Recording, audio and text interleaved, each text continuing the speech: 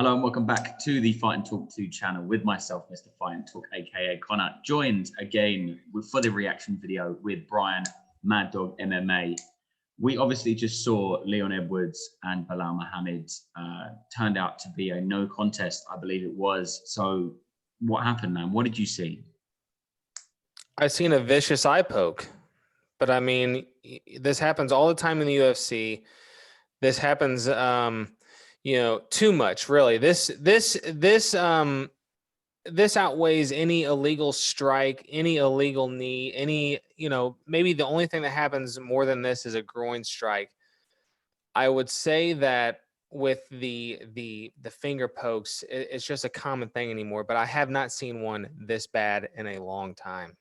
He was almost crying blood. It looked very, very bad. Obviously, as Leon was coming in to do the body kick, he obviously pushed his hand out as you normally would when you're throwing a kick to keep the opponent at a certain distance.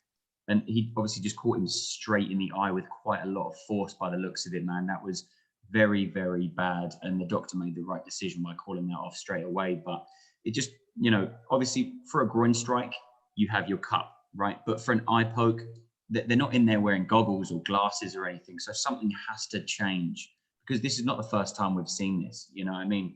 And I think Trevor Whitman has actually designed a separate glove. So the fingers are either, they're curled inwards a little bit. So we don't have these kind of things, man. But, how would you change it? Well, here's the thing is that, when you're sparring kind of, just as well as I do, when you spar Muay Thai or kickboxing, you have boxing gloves on.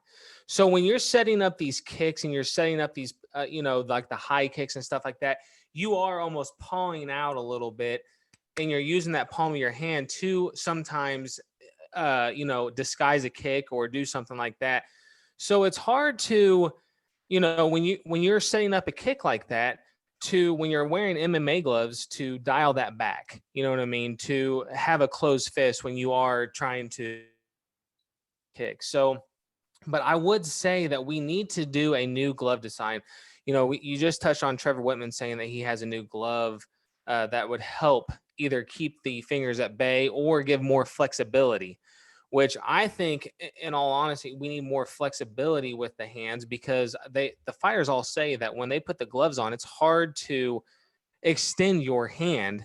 You know what I mean? It cramps up your hand. So I don't know. I think either a new glove would be something that we need, or I don't know. This is just going to keep happening. Yeah, I mean, we spoke about the evolution of the UFC and stuff before, and this could obviously be a part of the evolution of the UFC and of MMA with regards to changing the gloves. And we've seen so many changes over the past kind of 30 years that mixed martial arts and the UFC in particular have been about. And this has got to be one of those changes that has to be at the forefront of Dana White's mind, right? It has to be, and like these guys, nobody intends to poke someone in the eye. No one intends to kick someone in the groin. And, it's just a shame when a fight happens like this. You see a lot that, when a fight happens or when an eye poke happens, these fighters get 5 minutes to recover, and usually they do, and they're just ready to go. But in this case, when it's such a bad eye poke, that makes you open your eyes. That has to make you open your eyes as a commission, as Dana White, as a company, to say, what can we do to prevent something like this happening, not only in the main event, but any fight in the UFC? Yeah, and it was obviously a very, very anticlimactic end to the bout as well. And it wasn't the first illegal shot or, shot that kind of ended the fight that we'd seen this evening. So, as we spoke about in the last reaction video, do the refs need to do more? Because Leon Edwards was actually spoken to in the first round with regards to his fingers being up. Should that have been a no contest in your opinion? Or do you think it should have been a loss for Leon?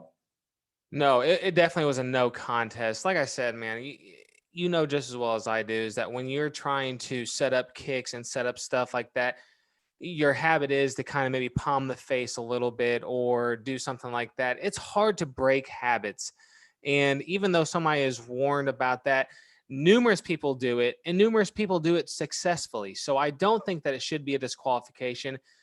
And obviously there was no opportunity for a point being deducted. Maybe if Belal was able to continue. There should have been a point deducted.